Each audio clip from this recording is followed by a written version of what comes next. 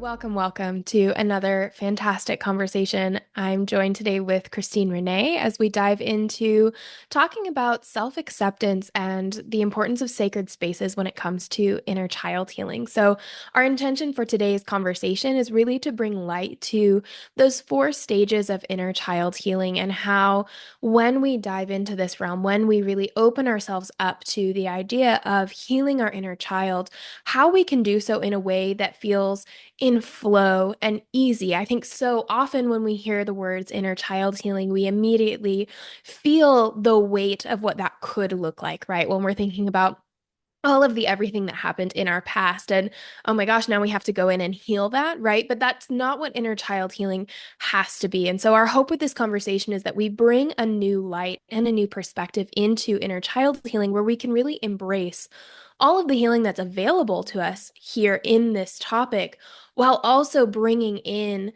that light and that flow and that understanding that this can be a gentle process. It doesn't have to be hard, it doesn't have to be painful.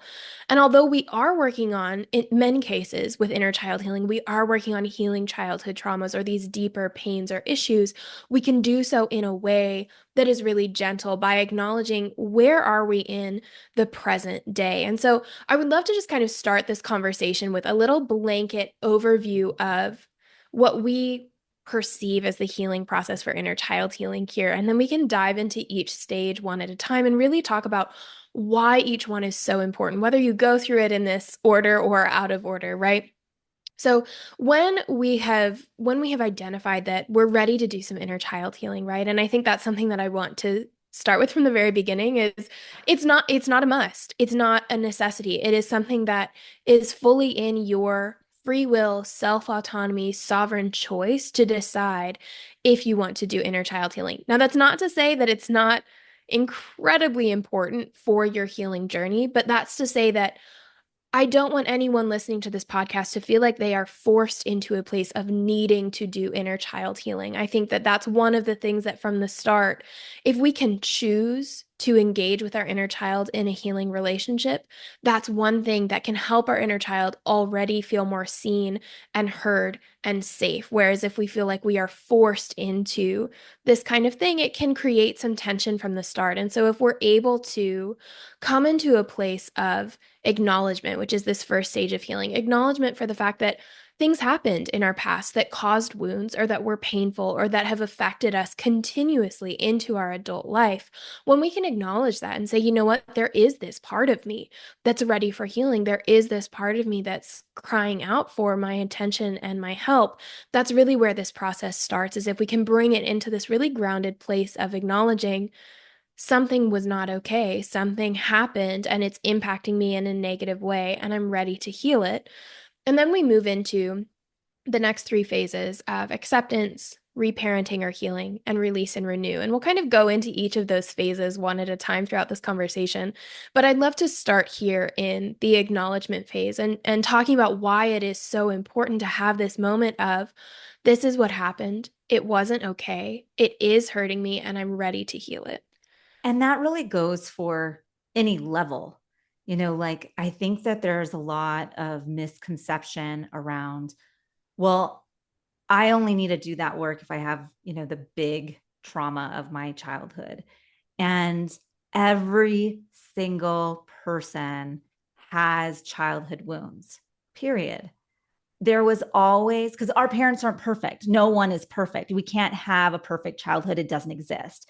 There will always be a time in our childhood where we felt in that moment as a child that we didn't get the love, the support, the care, the nourishment, whatever it may be.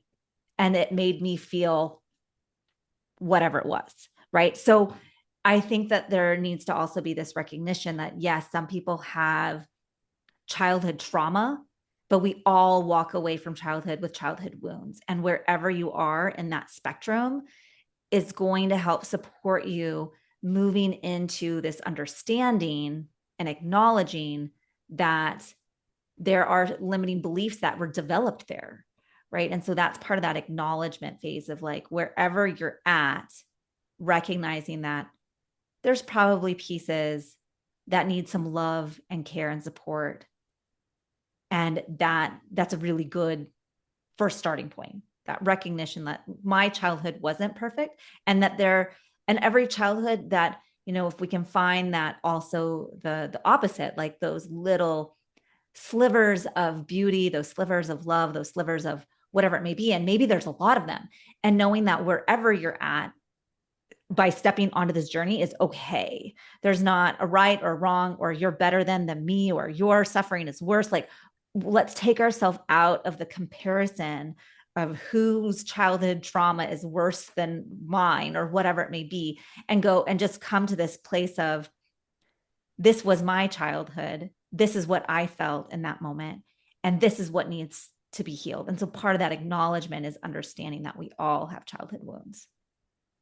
Absolutely. And we can bring into this conversation as well this kind of more modern and accepting definition of what trauma really is, right? I think so often when we think about trauma, particularly childhood trauma, we think of the big ones, right? The big things that immediately come to mind that are often external circumstance based. They're based on what happened to you. And that's what we typically take as our main definition of trauma. But I would love to invite into this conversation the idea of trauma as an experience, meaning it's anything that causes you to deny yourself, that causes you to feel like you weren't lovable, you weren't enough, you weren't worthy. It's any situation where you walk away from it feeling like, on a fundamental core level, you did not receive a need.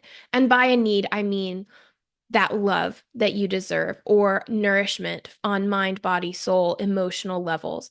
All of these pieces where we walk away feeling less than what we were before that experience can, on some level, be identified as a trauma. And I think this is something that's really important when we step into this conversation, because, like Christine was saying, so often we hear, well, I didn't have it as bad as XYZ, or so and so had it worse, or it wasn't that bad. And what I would love to bring forward is this idea that if it is hurting you, if it is real in your head, if it is causing you discomfort as an adult, then it's real enough, then it was painful enough, then it was an experience that deserves healing, no matter how it compares in this hierarchy, because that hierarchy doesn't exist. That hierarchy is something that our minds created to turn away from the pain that we're feeling. It was a way that our minds decided to rationalize, I don't need to feel this pain as much because so and so had it worse. Let's let that one go. Let's let that step aside and come back into, this is my experience and it is causing me real pain. It is causing me real discomfort in my adult life, and therefore I owe it to myself to do this healing work. I owe it to younger me. I owe it to adult me to say, I am worthy to receive the love, care, attention, nourishment, whatever that I didn't receive in that moment. And so I think when we bring in this definition of trauma, this is where we can also start to bring in this understanding of where limiting beliefs really come from, which is a really foundational conversation to have when we're talking about inner child work. So, as a child, right, we are in this subconscious state, right? So, from ages 0 to around 8 years old, depending on which field of psychology you're working with, is when our subconscious mind is developing. And this is when our brain is creating a framework for how to, quote unquote, accurately view yourself, the world, and your place in it. So if you think about this, like you enter into the world in your mind space with a completely blank canvas, and every single interaction you have with a parent, a teacher, a peer, a fellow student, a whatever it is, becomes a stroke, a paint stroke on that canvas, and it tells you this is how the world works. And so that means that everything that we experience, every conversation we have with our parents, where they're operating from their own sets of beliefs and passing it on to us, those beliefs from our parents get interpreted as facts in our subconscious mind. So we take on the beliefs and narratives and opinions of those around us as a reality or a truth about how the world works in our subconscious mind. And if you think about the majority of difficult experiences that we have in our childhood, many of them happen between the ages of 0 to 8. And so the way that our subconscious works is it's designed to keep us safe. And so essentially, if you go into a situation, right, and let's say, for example, that you as a child, you're maybe 5, you're really hungry. You didn't get breakfast that morning. Something happened. Maybe your mom had a meeting, your dad's at work, you just didn't get breakfast. And so you go to tell your mom, hey, mom, I'm really hungry. And you happen to catch her at a stressful moment and she lashes out at you and she's like, not right now. I don't have time for this, da, da, da, da, da. Your subconscious mind is going to say, oh, I see. When I speak up for my needs, mom gets mad. When I speak up for my needs, I get pushed aside. When I speak up for my needs, love gets taken away. So therefore, my needs aren't worthy. My needs aren't deserving of being heard. I am not deserving of being heard. And voila, you have this now pretty substantial limiting belief about where your needs fit on the table of worthiness. And a lot of times they don't because it's our subconscious mind's way of telling us if you just avoid this behavior, then you'll get to keep the love. Then your needs will be met at some point, right? And so this is where limiting beliefs come from. It's these moments when something happens in our external reality and our subconscious mind says, okay, if this action had this result, then if we just avoid that action, that result won't happen. And obviously that's pretty flawed logic, right? Because there's so many areas of life that go into each and every single interaction that we have, right? But as children, we don't have the emotional, mental, or energetic capacity to be able to process everything that goes into each experience or each situation that we have. And so we take it at face value. We take it as, I spoke up for my needs, and now mom's mad. And we create this limiting belief from that. And we can even take this one step farther and look at the work of Dr. Gabor Mate, who has this theory that I have found to hold true in our students, myself, and my clients, this idea that we have a core limiting belief, meaning it's whether it's the first or it's the deepest, it depends on the person, but it's this fundamental limiting belief that every other limiting belief will come back to. So, meaning that if you took on this fundamental belief about yourself that you're not enough, you're not worthy, right? They're usually these big limiting beliefs. Then every other belief you form in your life will be rooted in this fundamental core belief, I'm not enough. And so then if you have, the secondary limiting belief, my needs are not worthy to be met, we can trace that back to because I'm not enough, Right. because I'm not worthy, right? And so we can bring it all back to this core belief. And it's in that space that inner child healing can really open up for us when we switch our understanding to knowing that those opinions got taken on as fact, those experiences got taken on as reality, and now we're dealing with a framework that was based on faulty perception. And I would love just to take a moment to like take a breath and go, here are some of the most common, fundamental, core limiting beliefs. Because sometimes if we can slow down and hear them and going, oh yeah, that's the one, it can really help. Like, I don't know how many times in my own moments of freak out and unalignment that I've come to Isabel as my coach and going like, she's like, remember, here's your core limiting belief. Let's just go right to the root and work from there. Because when we can identify it and know that it's false, we can start unraveling the whole thing wherever you're at. So in your adult self. So we have like the limiting core limiting belief of I'm inherently flawed, or I'm unlovable, or I'm a burden. Which other ones do you want to add, Isabel? You had a couple there. I try not to get the same ones. Yeah, no, I think we can look at I'm not worthy, I'm inherently flawed. I'm not safe is often a big one. But, I really do find that most of the time, I would say it comes back to either I'm not enough or I'm unlovable. One of those two. And often I'm unlovable is rooted in I'm not enough. It's this idea that we are fundamentally broken or flawed. For me, my personal core limiting belief was I am wrong. It was just this core belief that no matter what I do, no matter what I say, no matter how I'm acting, if something happens, it's my fault because I'm the one who's wrong. And when we think about this, right? And I think this makes it so much more poignant when we have an actual person giving us an example of this, right? Because it's nice to think, "Oh, yeah, okay, I'm not enough. I can see." But think about it, right? If there is a person, let's take me as this example, who's holding on to this belief of I'm wrong, then every single word, every single action, every single thought is going to be under scrutiny 24/7 to figure out where is that wrong coming from? What's the thing I'm going to say that's going to cause this relationship to fall apart? What's the thing I'm going to do that's going to cause this job to not end well? What's the thing I'm going to do that's going to ruin my finances, right? When we look at those areas of life that we talked about on the podcast a few weeks ago, those fundamental areas, career and finances, family and friends, sexuality, business, etc. And we look at how our core limiting belief impacts each and every one of those. Think about how if your rule, right, if your fundamental rule or idea for the be all end all of how the world works is I'm not enough, I'm unlovable, or I'm wrong, think about how incredibly difficult life becomes if that is the belief that you are carrying around 24/7, because that means that you are constantly going to be living your life trying to make up for yourself. And I think that this is one of those hallmarks of when someone is ready to dive into inner child healing is when you get to this point where you wake up in the morning and you realize, I am trying to make up for the fact that I exist. I am trying to make up for the fact that I'm taking up space and breathing air and having interactions when I'm clearly so unworthy of being her, or when I'm so clearly hurting other people with my words, or when I'm so clearly XYZ. But we have to also temper that with this understanding that that so clearly is based on a faulty perception. It's based on the very, very limited perspective that we had as a child in the middle of an incredibly complex situation, no matter which kind of trauma or childhood wound we're talking about, right?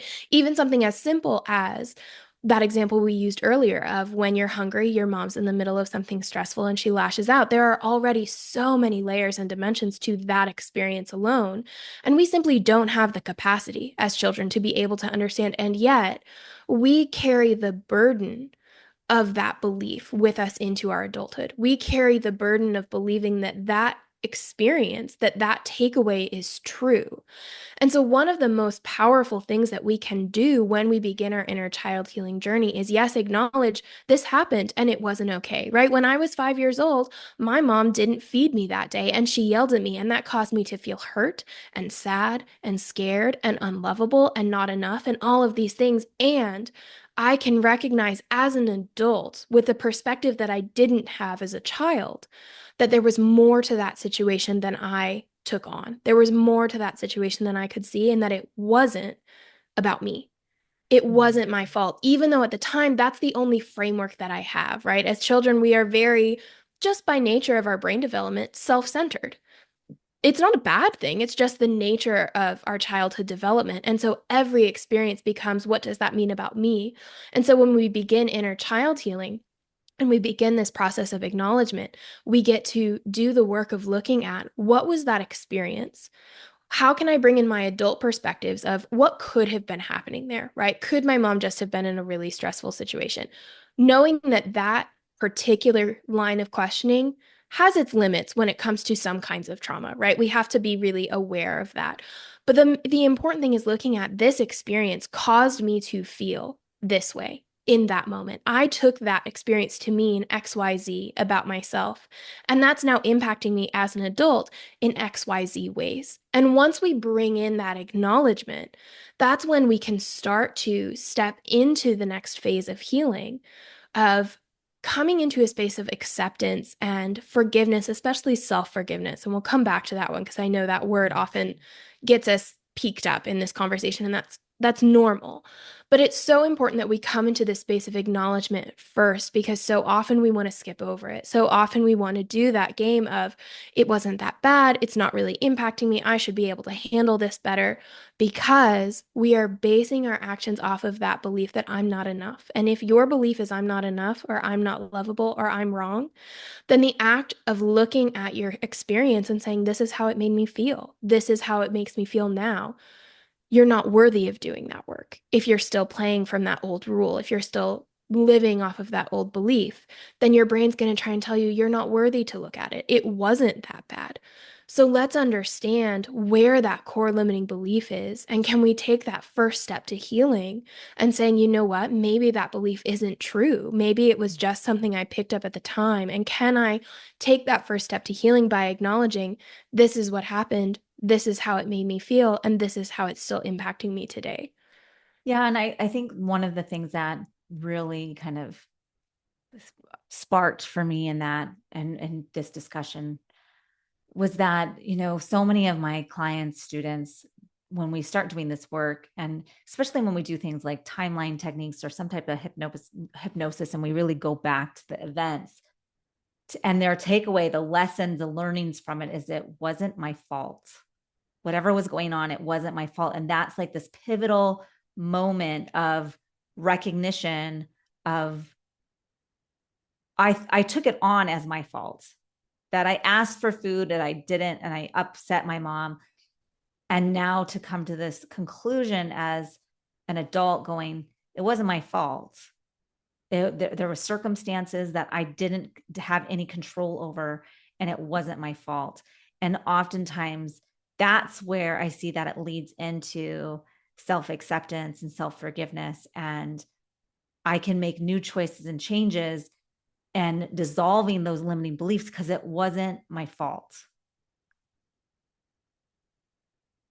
And I think that is something that so many of us pick up on, right? In those moments of childhood trauma is that idea that it was my fault, right? That's often the narrative that we hear is somehow. And again, it's because our subconscious mind is in that state of being where everything is self-focused. So if something happens in our reality, it must say something about me. And so therefore, it was my fault. And so when we can bring all of this awareness, right? All of this awareness of our subconscious mind, of what a limiting belief truly is, of how those limiting beliefs impacted our perception and why they were formed in the first place.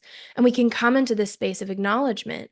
Then we can step into this space of acceptance and forgiveness. And so, what I mean when I say acceptance and forgiveness is understanding that often our inner child feels a need to be forgiven by our adult self or vice versa, right? And so, again, if you think about this idea that we're carrying forward this belief of it was my fault, or I am unlovable, or I'm not worthy, when we come into this space of healing and we acknowledge everything that happened and how we felt about it, when we allow ourselves to fully step into the space of this is how I felt, the reality of that situation, the reality of those feelings, the heaviness of those feelings can come forward, and that desire for forgiveness can come through. And I think it's a really beautiful piece of inner child healing, not because we need to be forgiven, but because in the act of that forgiveness, whether it is our inner child forgiving us as adults or vice versa, in that act of offering forgiveness to ourselves, we release our tie to the past. We release those energetic cords that are sending us back to the event or the person that we were connected to when those wounds and limiting beliefs formed. And in doing so, we're giving ourselves the greatest gift that we possibly could, which is the freedom to arrive in the present. And so instead of being beholden to our past or linked to our past or constantly dragged back there with our energy going backward, we can release those cords and come into the present and say, now, how is it accepting me today, right? How is it impacting me today? And that's where that acceptance comes in. When we step into this place of forgiveness and I see you and I'm sorry, you're opening that door to accepting what happened while creating space for new experiences in the future. And so, this is especially where I want to put here that forgiveness does not mean that it was okay. And I think this is a line that gets blurred a lot in inner child healing is this idea that if we forgive, we forget. And that's not what it means. What it means is whether you contain that forgiveness within yourself of that relationship of inner child to adult, or you feel called to extend that forgiveness outside of you to the person that you were involved with is entirely up to you. But when we can focus that forgiveness on this self forgiveness, it allows us to stop punishing ourselves. right? It allows us to step out of that pattern that we were talking about earlier of trying to make up for our existence, trying to make up for the fact that we exist because we believe we're not enough, we're unlovable, we're not worthy, right? So when we bring in that self-forgiveness, we bring in this understanding that I'm allowed to exist. It's okay. It's okay that everything that happened before happened. It's okay.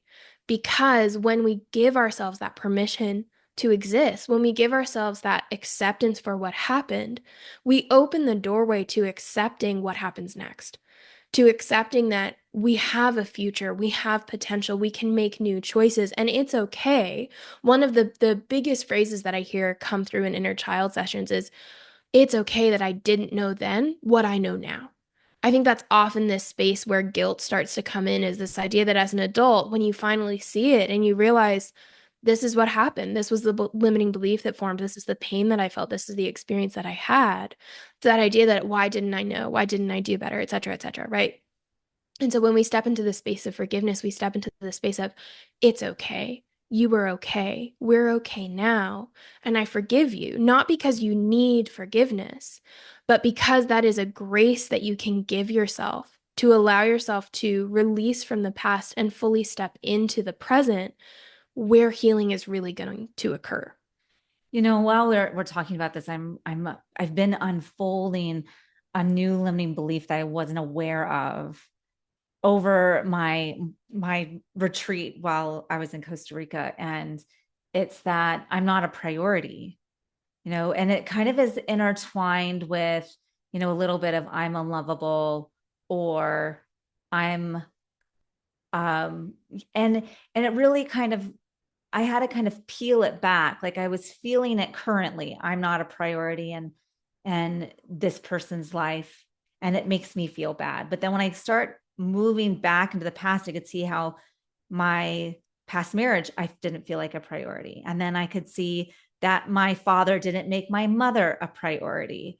And then I keep peeling it back and go, wait, my dad didn't make me a priority. Right. And so there's this uncovering, like I went from current day trigger of not feeling like I'm a priority, and then going, where did it originate from? And when I could go all the way back, I could then decide to forgive the situation and also go, the way I heal from this is I make my own priority. I'm no longer going to give my power, my sovereignty, my heart to someone else to let them prove to me that I'm a priority. Like I need to make myself a priority and put myself first, and then claim my power, claim my sovereignty. And that is the healing process. Going like, if I felt unlovable, well, the counterpart to that is choose love for oneself, right? And so there's this huge opportunity to go, what was I missing then? And how can I overflow my cup and my current adult self to say, I am a priority? And if I was going to make myself my number one priority is me, what would that look like? What would I participate in? What would I say yes to, instead of giving my power to someone else to prove to me that I'm worthy, to prove to me that I'm a priority, and recognizing like that's not going to, it's not going to fix anything. But if I choose myself as a priority and then have opportunities come up, and then I can say, you know what? That doesn't feel good. And I'm making myself a priority. I'm freaking lovable. I can love myself better or more. And so I'm going to choose, I'm going to make a different choice. Right. And so I think that kind of recognition that sometimes we get triggered and we have to kind of spend some time peeling back the layers of going, where did I actually originally feel this? And then honoring yourself in the process is so huge. Absolutely. And it brings us back to that idea of honoring yourself and honoring and accepting what happened and how it's impacting you today. And it brings us into that third stage of healing, which is this idea of reparenting or healing. And this idea of reparenting is something that's really popular right now in modern culture, which in a way I I kind love of it. love. I I know. I'm love like, it. I I love love it. that this is a thing because it's so powerful. It's exactly what Christine is saying of How can I give myself today what I didn't have before? How can I nourish myself? How can I love myself? How can I take care of myself, knowing that it's not a selfish thing? And this is something that, again, I think is really important to understand about how childhood wounding shows up in our adult life, because when we are a child, we are dependent on other people. Our power is inherently external based.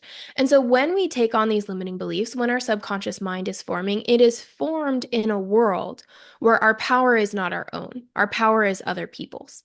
And if we don't have parents or situations or an environment that cultivates our capacity to transition into this understanding that our power is actually ours, then we step into adulthood with this belief that our power, our worthiness, our health, our well being all belong outside of us. They all belong to other people.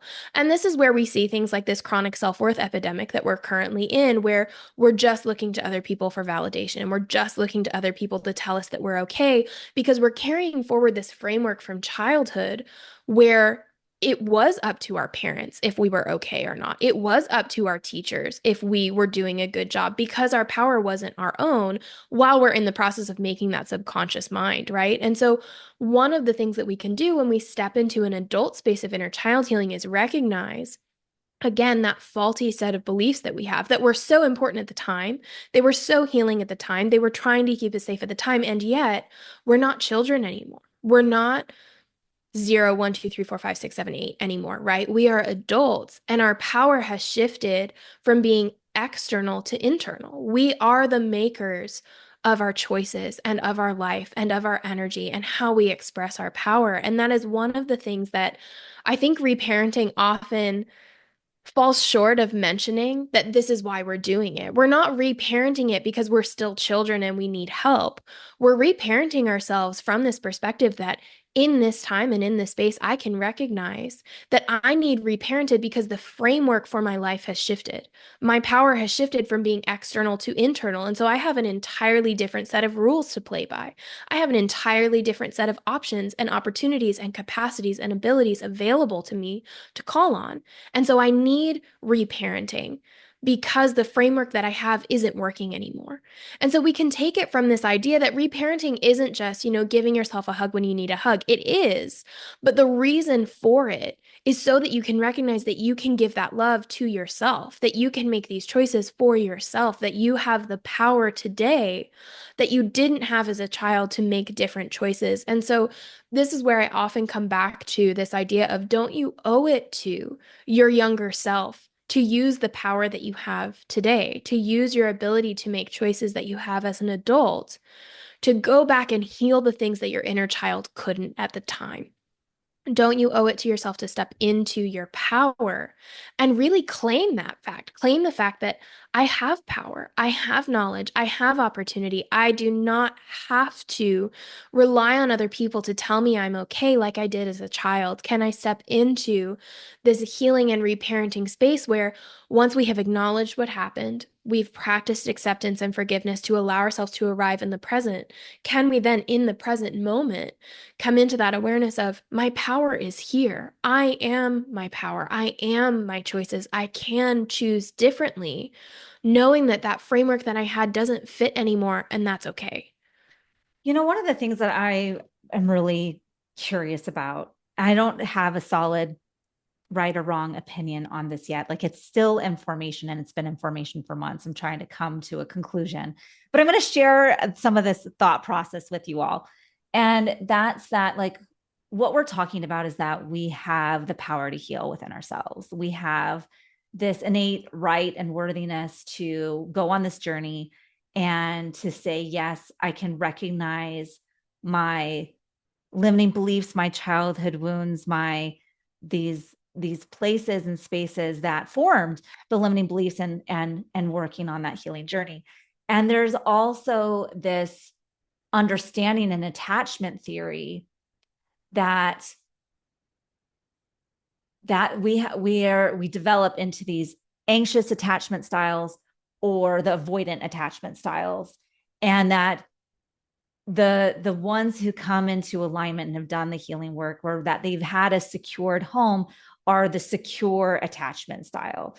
And I read Wired for Love by Stan Tatkin, who is a PhD relationship author, like leading author in this area. And his opinion is very much like the way we heal is through our attachment, and but we're reliving those childhood opportunities in relationship today, that we need this other person, the secure attacher, to be able to relearn how to interact in relationship, to relearn how to love oneself, is by having these situations play out again in our adulthood with a secure attachment, so that we know it's safe. And I just find the whole concept really interesting. Not that I necessarily agree with that. I see where he's coming from. And I also believe that we can do a lot of this healing work as a single individual and not be dependent upon finding a secure partner to teach us that we're lovable. You know what I mean? Like, I'm having a difficult time with the attachment perspective, on that the necessity to fully heal is to have a secure relationship in your adulthood. And I also am like, we're very much, in relationship as adults, whether it's in a romantic relationship or other relationships, and that there is this opportunity when we enter into relationship with others, that it can be a healing relationship, that when we can have this space and the safety, which is really what's available in a secure relationship, to say, yo, I'm triggered right now from something that happened in my past. And I need you to understand that I need some space around this, or I need some love around this, or whatever it may be. And to be able to be a self advocate for what you need in that moment. There's a huge opportunity for healing in a relationship if you have a conscious relationship with the other.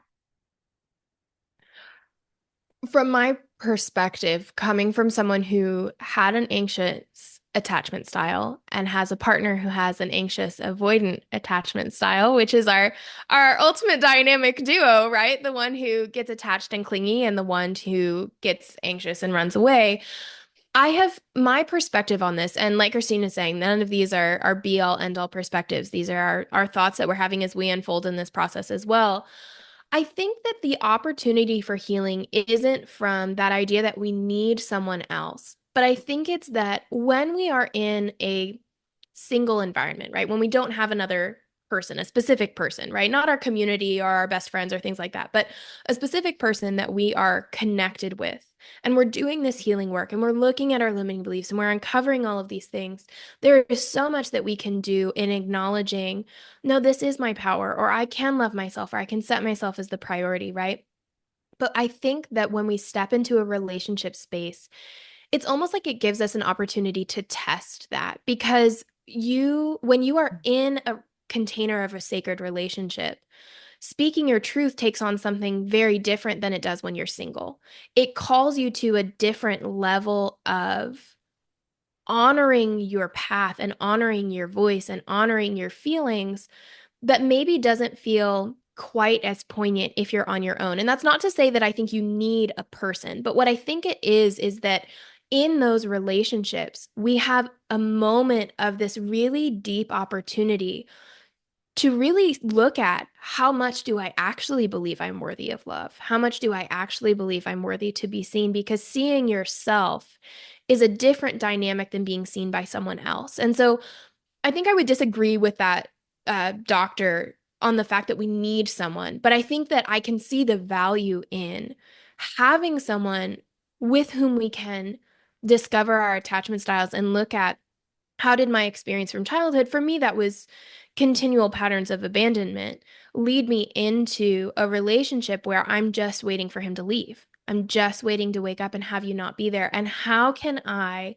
acknowledge that that is a specific, particular wound that really can't be healed by myself, right? Because I don't really have a choice. I'm never going to leave me, right? I'm kind of stuck with me for all intents and purposes, right? Like you are with yourself for life. And so something like an abandonment wound is something that can only be healed with another person. You can heal your ability to believe that you're worthy of staying. You can heal to believe that you are worthy of receiving that love. You can heal to believe that you are worthy of receiving a lifelong connection.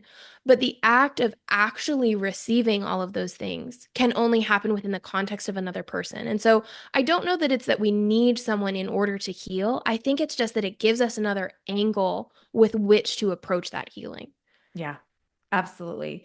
And, it really is a good book. Like it's a great couples book to really understand attachment styles. And it's called Wired for Love. And to really have these like homework assignments throughout the book for a couple to work on to learn how to develop trust and communication and build this sacred space to fully trust the other person.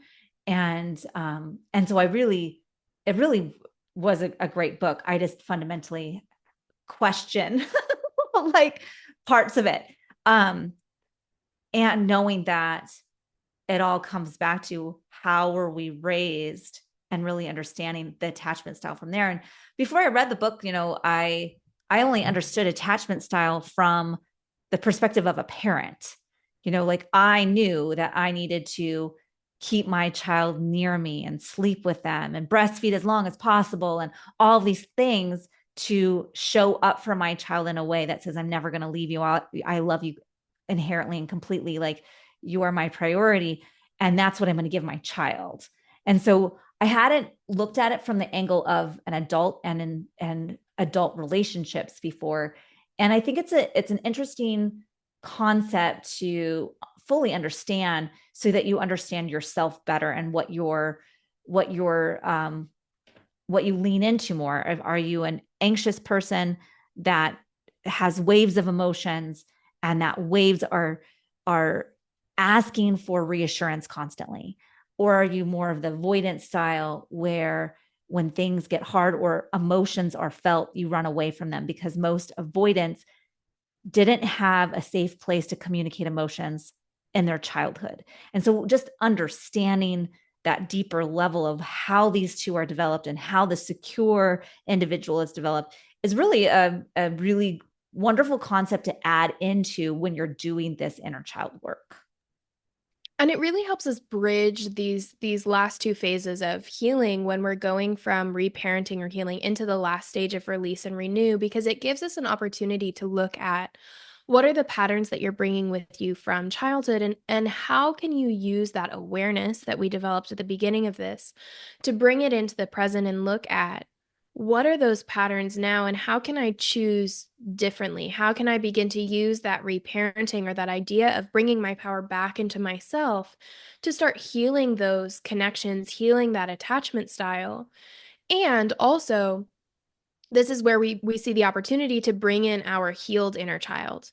And our healed inner child is the portion of our inner child that, like Christine was saying at the very beginning, holds on to those happy memories, holds on to the things that were good, or the moments that we felt joy, or we were creative, or we were using our imagination, or we were inspired, or we were connected to these emotions and these experiences that really only young children can really poignantly feel, right? That ability to get lost in a daydream or in our imagination, or to just create for the joy of creating and not care what comes out of it, or to laugh, like that full belly laugh that you see in 2 year olds that just gets you laughing because it's just so pure.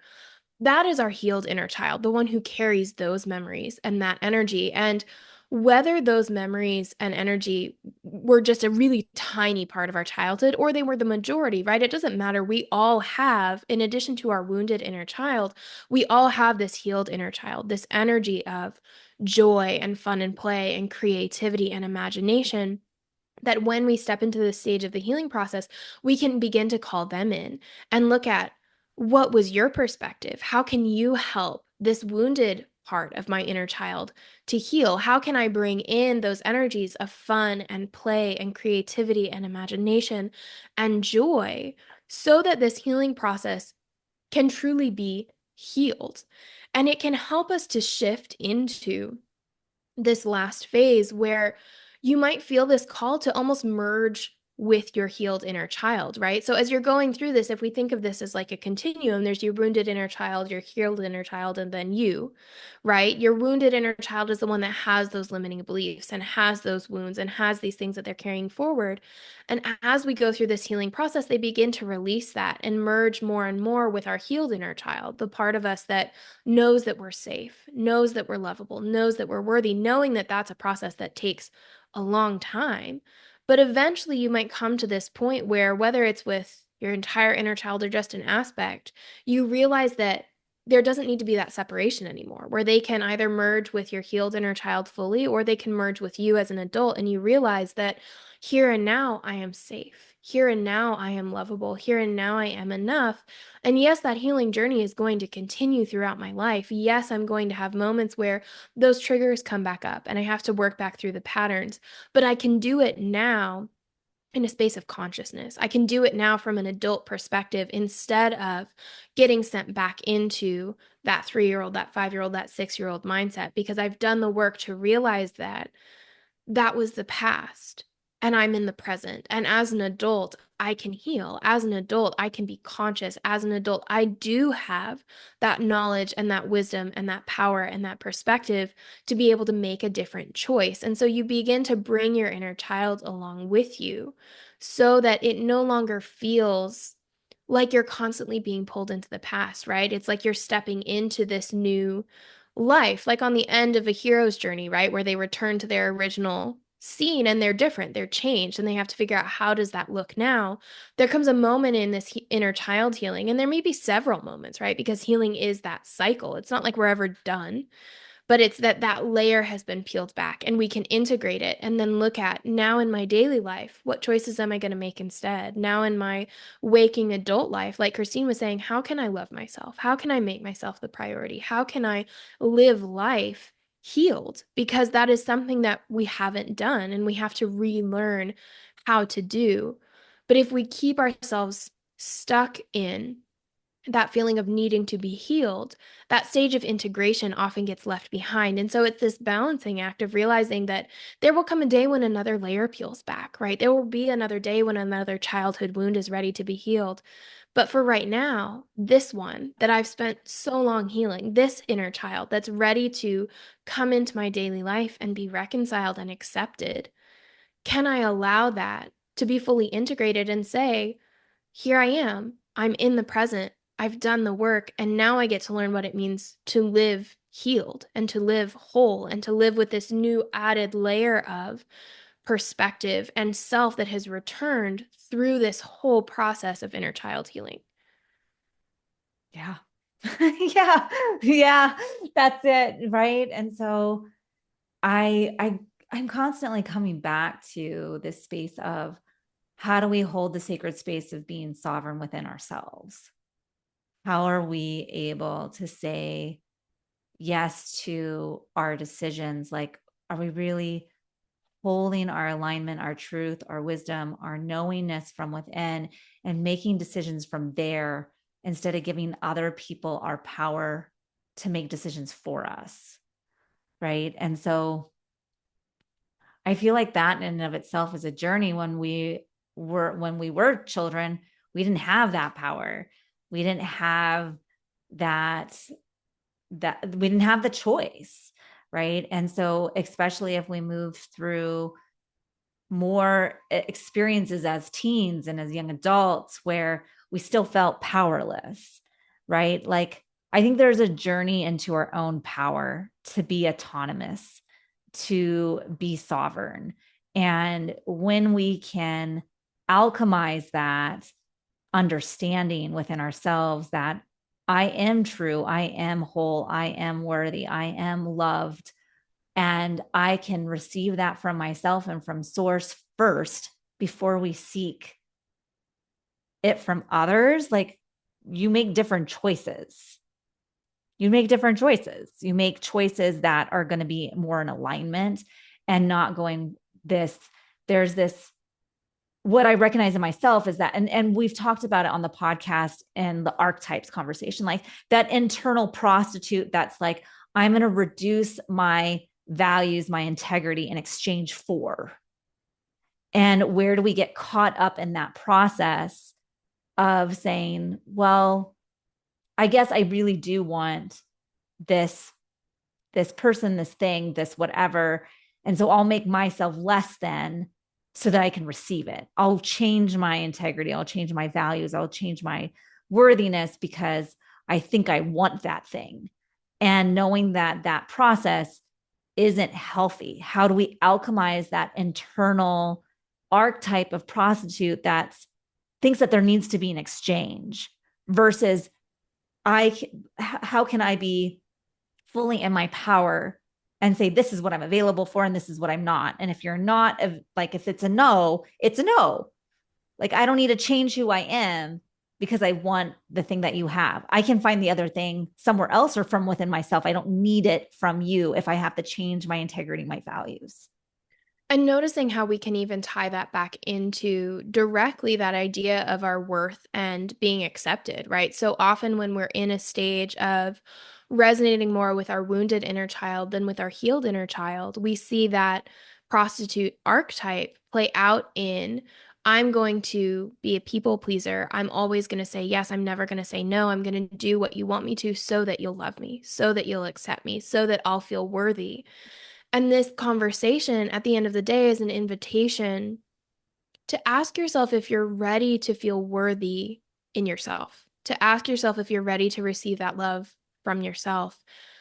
And if you're ready for your power to come back to being internal instead of external based. And if you are, knowing that this is a process. It's not going to happen overnight, right? Inner child healing is a lifelong process and it happens in cycles and waves. Every time you peel back a layer, there's another one underneath, but that doesn't mean that the healing isn't happening.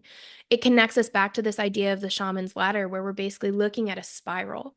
There's no hierarchy, there's no better than, but it's just a wider level of consciousness and a wider level of perspective and a wider net of healing each and every time you peel back a layer. And so it is a process, but it's a process where you're remembering your power, where you're remembering your worth, where you're remembering your truth.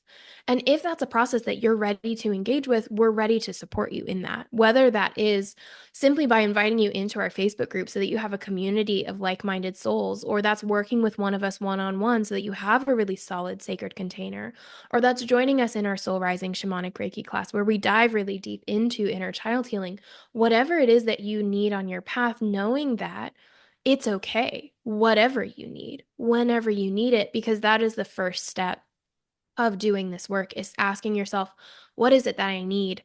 And can I give that to myself? Can I claim myself as worthy to receive that here as an adult when I have that power of choice, when I have that power of perspective, and when I can do this work to bring myself back in? And like Christina's saying, instead of stepping into that prostitute energy of basically giving your energy away so that you'll be loved and accepted, can you let yourself save a little bit of that energy for yourself and use it to claim that you're ready to heal here and now? And that really is our invitation to you today as we wrap up this conversation, knowing that we have so many resources. We've gone into inner child healing many times on the podcast. So if you're interested in hearing more on this topic, we'll leave the links in the show notes to our past episodes with all of those.